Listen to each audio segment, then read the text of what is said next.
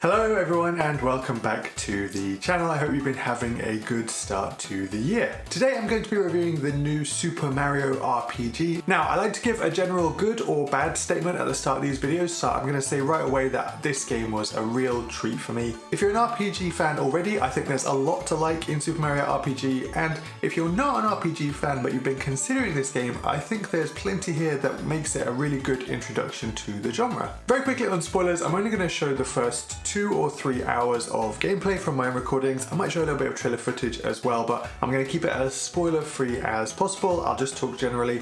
I know that really the game has been out for years at this point, but I think because of the remake, a lot of people like me will be experiencing this game for the first time, so that's why I'm going to keep it as spoiler free as possible. So with that, let's super jump into the review. In case anyone isn't aware, this game is a remake of the original Super Mario RPG Legend of the Seven Stars. For some reason they dropped the Legend of the Seven Stars part at the end, and now it's just called Super Mario RPG. And the game originally came on the SNES, but I've never played this, so this is my very first time sort of adventuring into this game. Super Mario RPG departs from your sort of classic Mario game by introducing surprisingly RPG mechanics. The core combat is sort of this turn-based RPG style of fight, and there really is everything you'd expect from the genre. There's normal attacks, spells, abilities, equipment, that kind of thing. For any non-RPG fans, if you're sort of immediately worried about getting bored sitting through countless turn-based battles, I kind of want to allay those fears straight away with this review and say that there's a lot here that I think that helps with that means I don't think you'll get bored with that kind of mechanic. To start with, none of the battles are random. You can see all of the enemies on the map, on sort of the overworld map that you walk around on, and you only start a battle if you actually bump into these enemies. So right away that means you're not forced to fight everything. You know, you're not just trying to get somewhere and you're interrupted all the time by random battles, which even I find really annoying at times. Instead, if you want to get somewhere fast, you can just avoid any of these enemies that you want by running or jumping past them. You can't avoid every fight though, but what I'm really pleased about is that even when you do get into those battles, and I think this is really important, the battles feel really quick. All of the animations are really fast, the transition into battle feels quick, enemies take their turn quickly. Basically the speed of the battles just depends on how long it takes you to decide what you're going to do for your turn really. Everything else is pretty speedy. It does really feel like the game sort of respects your time when it comes to the combat, and nothing's drawn out too quickly. Another example of this is that once you've got more than 3 team members, you fight with 3, but if you want to swap them out, you can do that on your turn,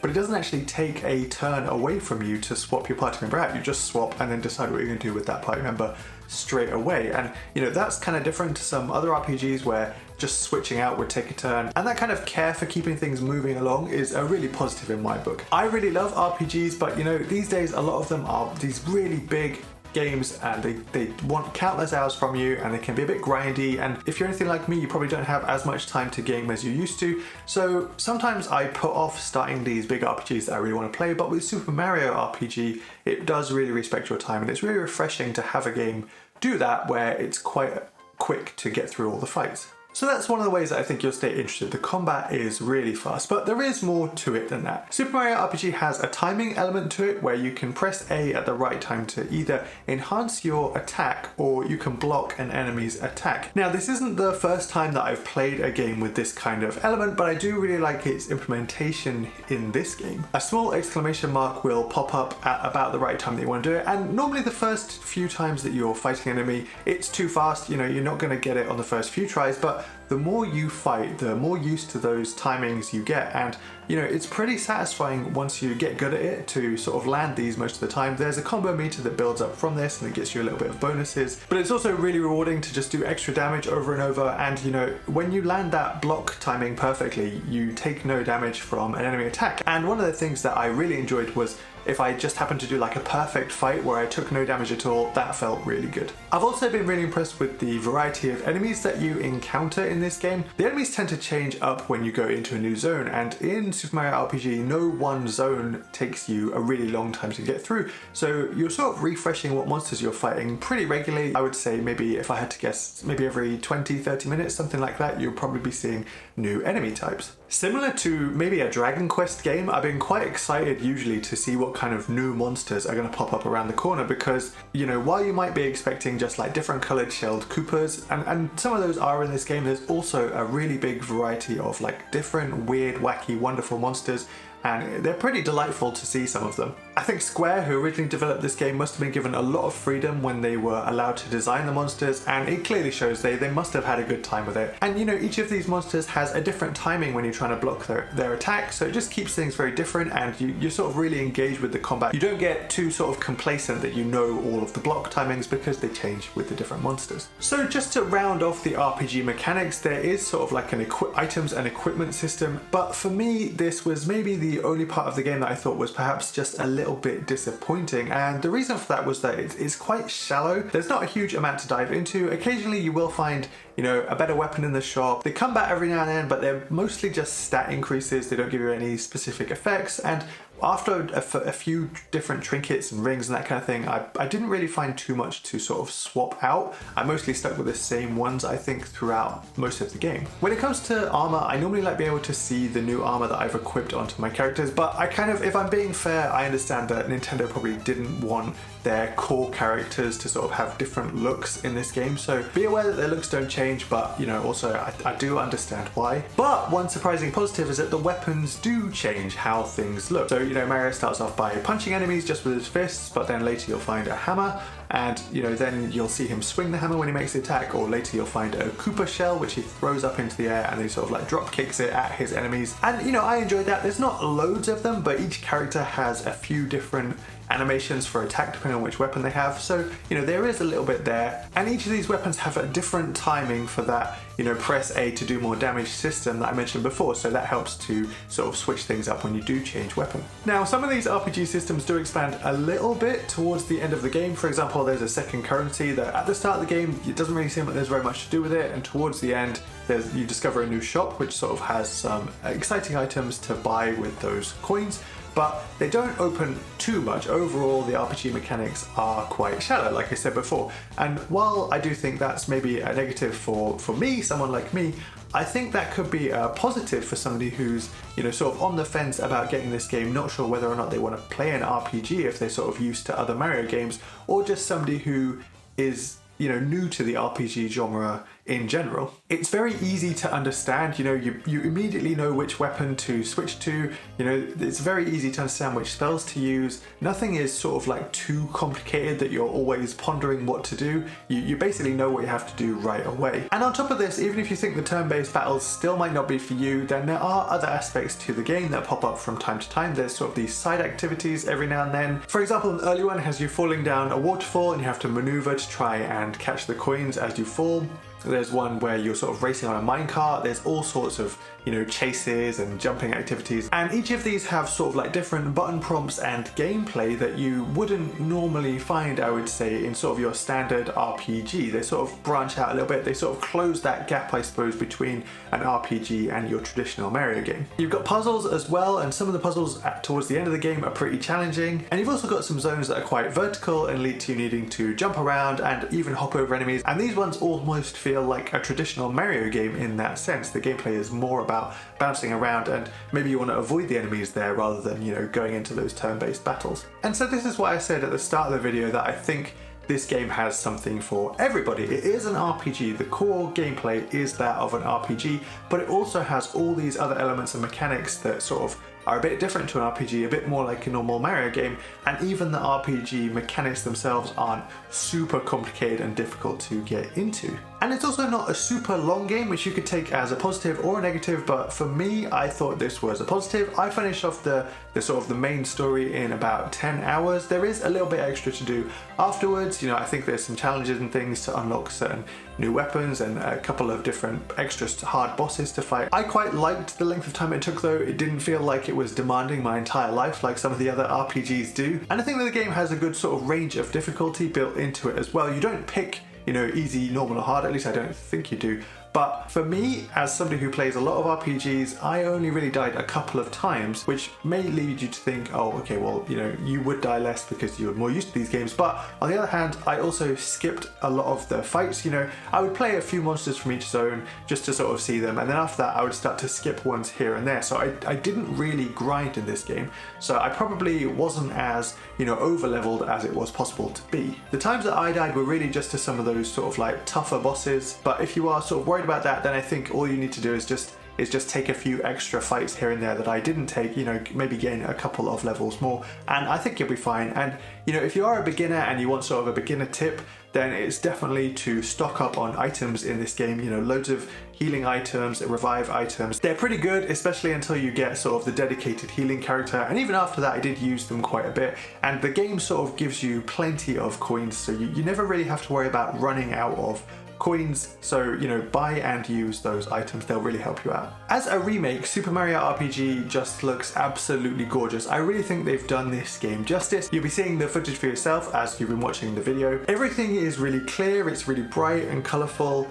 and there's not too many cutscenes in this game, but when there are cutscenes, I think they look really, really nice. I played on the OLED Switch, which, you know, really makes those colours pop. And from time to time, once you fill enough of a bar, you get to these special team moves in combat, and they sort of have this little cutscene that plays out before the effect takes place. And those cutscenes as well, I think, look incredible. Often I wouldn't skip those just because I thought they looked so good to watch. When it comes to performance of the game, I don't have like a way to specifically measure the frame rate, but it felt really smooth. I wouldn't be surprised if you told me that it was 60 FPS the whole time. There was the odd occasion when you know, you felt like some frames drop every now and then, but it really was sort of like few and far between. Most of the time the game felt really smooth to play. The only really sort of like hiccup in performance that I noted that I could point out to you is just sort of to watch out for the menu screen. Weirdly enough, as you sort of play through the game, you get further in the game and you go into the menu screen, it almost feels like the menu screen is lagging, and at first I thought this was kind of based on how far through the game you'd gotten,